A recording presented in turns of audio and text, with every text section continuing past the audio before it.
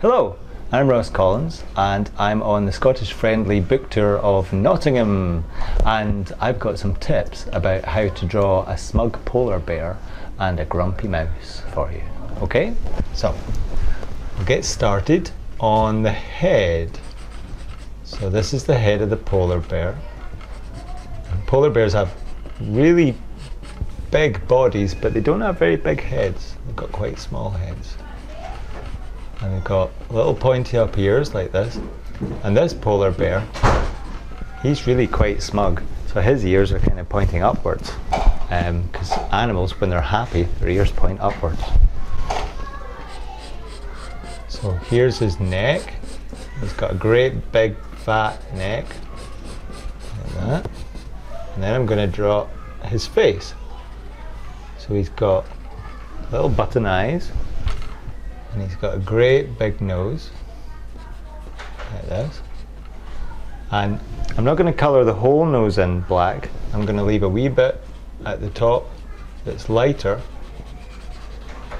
And if you leave a bit at the top that's lighter, it makes it look like the light's reflecting off of it, you see? And then I'm going to give him a happy expression. So he's got a smiley mouth, like that. And then I'm going to make him look a little bit smugger by drawing his eyebrows, like that. So he's got one eyebrow that's kind of up, and one that's just a wee bit down. And then he looks a wee bit smug. I'm going to draw his chin. There we go. And now I'm going to draw his body. So polar bears have little fat bodies like that. And they've got little legs, polar bears. They've got quite small back legs. There's one of them. And there's his foot. And here's his other back leg. And there's his claws.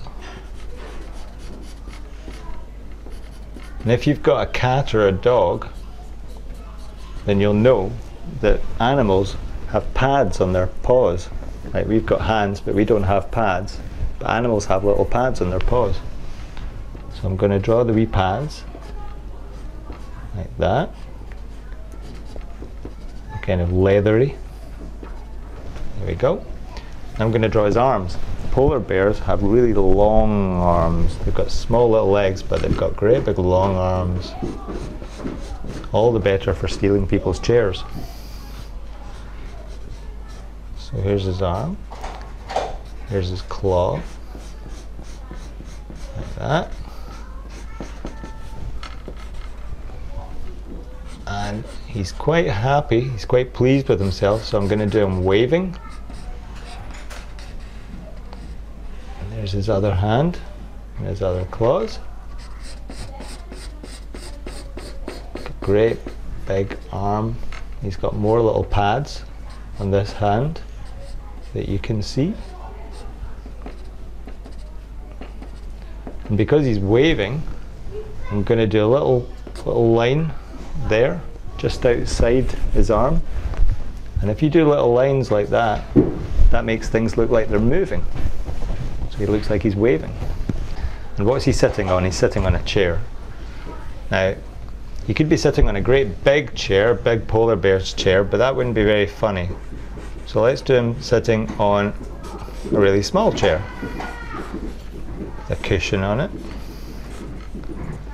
That's the seat. And there's the back of the chair. You can barely see the chair. Barely see. See what I did?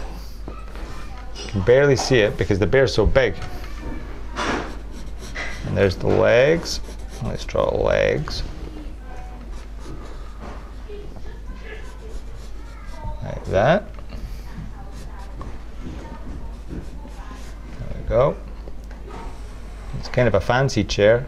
It's got little bits like that underneath. But you could draw any chair if you wanted. You could draw him sitting on a sofa or sitting on a lazy boy or a rocking chair. But this is the kind of chair I think he should be sitting on. And then, after I've drawn somebody like that, and he's standing on the ground, or the chair's standing on the ground, I draw little marks like that underneath.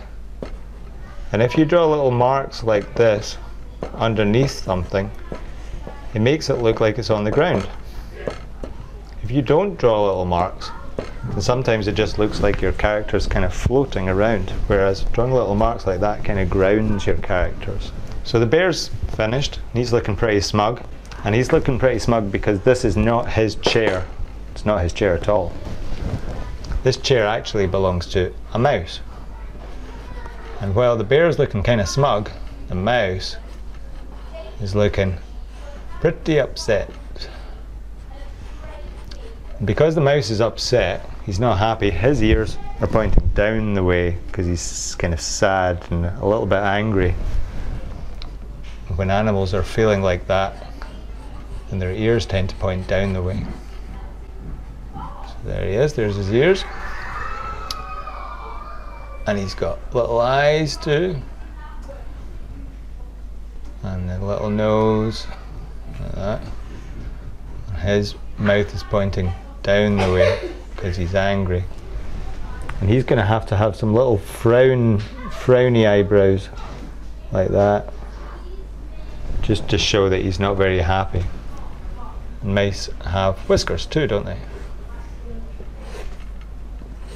His pen's a wee bit thick, but you can still see he's got whiskers.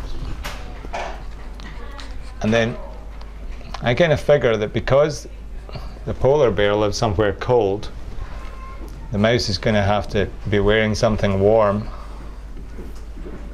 So I think he should go in a big jumper, like that. So he's in a big jumper. And there's his little hands, and he's pointing at the bear because he's quite angry. He wants that bear to get off his chair.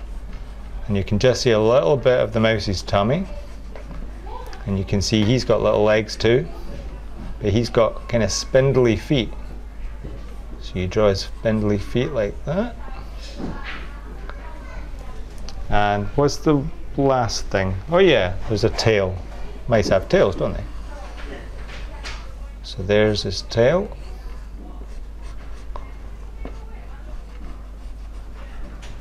And remember, little marks on the ground to make it look like he's standing properly. And there you go. There's a smug bear and an angry mouse. So I hope you have fun drawing smug bears and angry mice too.